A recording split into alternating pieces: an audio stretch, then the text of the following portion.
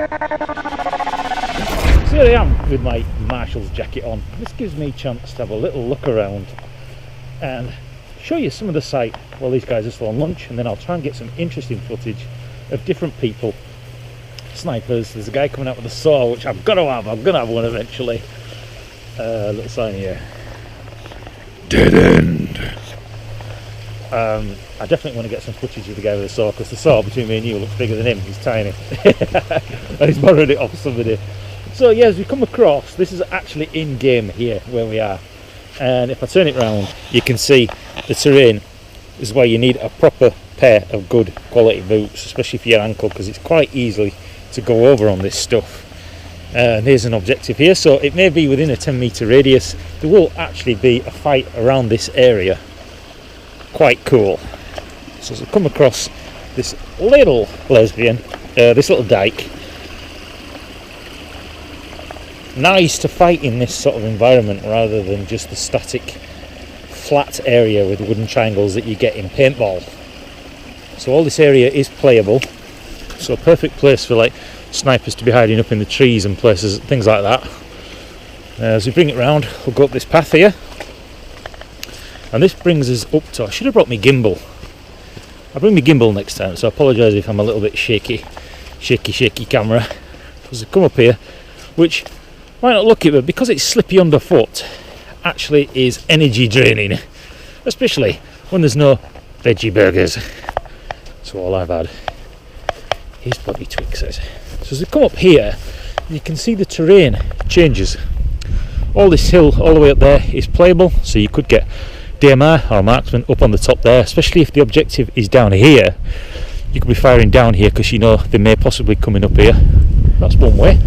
And as we come up, the terrain changes again into open grassland here, and I probably will show you later in the video. This point here, there was two guys, one was shot, there was a medic here, and these trees here in front of us, this is where I swapped the weapon to left-handed and I was getting some pot shots off, but due to the goggles bloody steaming up, I couldn't see the bloody thing. So as we come here into this open area, the playing field then opens up here.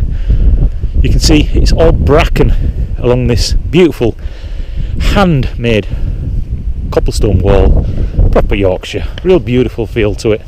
And as we come out over to this open area, right down at the far end is where there is a respawn, and all the way down here into this valley,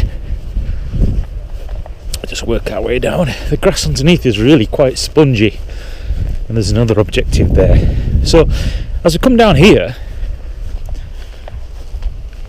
at the beginning the very first objective was down here, and I didn't have a clue where the objective was, and I don't think many people did.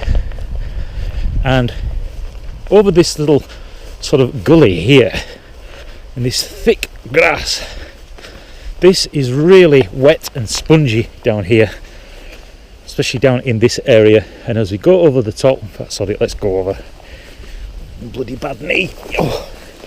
As we come down here, it's kind of mulchy. That's when we come down to the valley down here. So you've got to be very careful when you're holding a weapon in your hands and you're trying to get down here. Easy to slip, tip straight down there into the beck at the bottom.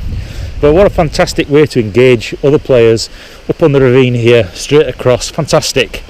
I can only imagine it's fantastic when you can't see because your goggles are misty. But anyway, so as we move up, it changes again into this sort of thick, I don't know what this is, it's really wiry and thick, and it's really cool when you're actually laying down with the bipod and fighting. And here we have a lagoon. So that's just a little look at the fantastic site they've got here up at Respawn. So if you haven't tried it, it really is enjoyable. You've just got to get your head around where the objectives are, but that's with everything. I think next time I go back and do the Yorkshire paintball site, it'll be certainly a lot more enjoyable because I start to know where the Cessna is and where this and where the close quarters area is. So this is definitely a little bit more hardcore than the first one. And regarding this NCP thing with axes and stuff, I haven't seen any of that, so whether I'm missing it, I haven't got a clue. But there are quite a lot of new players here, which is a good thing. And like with all these videos, nobody judges anybody, and that's the fantastic thing about it. So I shall crack on, and I shall get some footage of players in the field, and I'll try and get some of that bloody saw. Love it.